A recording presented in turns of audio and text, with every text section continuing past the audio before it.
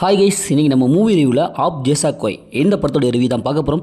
இந்த படம் இப்போ நெட்ஃப்ளிக்ஸில் தமிழ் டப்பில் அவைலபிளாக இருக்குது. இது ஒரு ஃபேமிலி ஃபீல் குட் ட்ராமா மூவியாக வெளிவந்திருக்கு. இப்போ இந்த படத்தோடைய கதையை பார்த்தலாம்.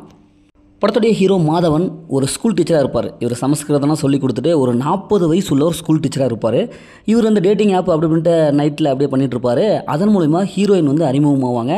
அதுக்கப்புறம் 2 பேரும் அப்படியே பேசி ஃப்ரெண்ட்ஷிப் ஆவாங்க. ஏற்கனவே இவர் பொண்ணு கேட்க ஹீரோயின் அறிமுகப்படுத்திருப்பாங்க ஃபேமிலியில். அதுக்கப்புறமா இந்த நிகழ்ச்சியெல்லாம் நடக்கும். ஓரளவுக்கு நிச்சயதார்த்தம் வரைக்கும் போயிடும்.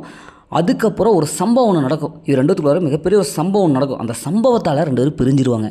இப்போ அந்த சம்பவம் என்ன, மறுபடியும் பிரிஞ்ச ஜோடிகள் ஒன்று சேர்ந்தாங்களா இல்லையா, இறுதியில் என்ன ஆச்சு அப்படிங்கிறது தான் இந்த படத்துடைய ஒன்லைன்.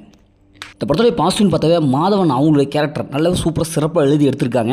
அவருடைய கேரக்டருக்கு நான் கல்யாணம் ஆகலையே அப்படின்னு சொல்லிட்டு ஒரு மாதிரி ஒரு டிகராக ஒரு ஃபீல் பண்ணோம். அந்த மூமெண்ட்ஸை அப்படியே கொண்டு வந்திருக்காங்க. ஒரு பார்க்கவே நல்லாவே இருக்குது. அவருடைய அந்த இளமைக்கால மாதவனை இந்த படத்தில் பார்க்கலாம். அந்தளவுக்கு கேரக்டர் செம்மையாக பண்ணியிருக்காரு. சொல்லவே சும்மா வேறு மாதிரி பண்ணக்கூடிய சூப்பரான ஒரு ஆக்டர், அதுக்கு செம்மையாக பண்ணியிருக்காரு. அதேமாதிரி படத்துடைய ஹீரோயினி மாதவனுக்கு இணையாக செம்மையாக பண்ணியிருக்காங்க. இவங்க 2 பேர்த்தோடைய அந்த கெமிஸ்ட்ரி நல்லா ஒர்க் அவுட் ஆயிடுச்சு. படத்தில் காமெடியெலாம் நல்லா வரும். ஃபஸ்ட் ஹாஃபில் காமெடியாக நல்லா கலரப்பாக கொண்டு போயிருக்காங்க. படம் பார்க்கும்போது போர் அடிக்காது, நல்லா ஜாலியாக இருக்கும். அந்த காமெடி கலந்த அந்த மெலடி டோன்லேயே கொண்டு போயிருப்பாங்க.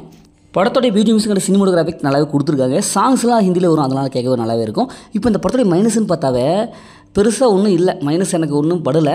ஃபஸ்ட் ஹாஃப் நல்லாயிருக்கு, செகண்ட் ஹாஃபும் அதை விட சூப்பராக இருக்குது. ஏன்னா செகண்ட் ஹாஃப் நல்லாவே இருக்குது. எனக்கு பயங்கரமாக ஒரு ஃபீல் குட் மூவி வேணும் அப்படிங்களுக்கு இந்த படம் ஒர்த்தான படம் தான். அதேமாதிரி சண்டை அட்வென்ச்சர் அதிரடியா அப்படிங்களுக்கு இந்த படம் கண்டிப்பாக செட் ஆகாது.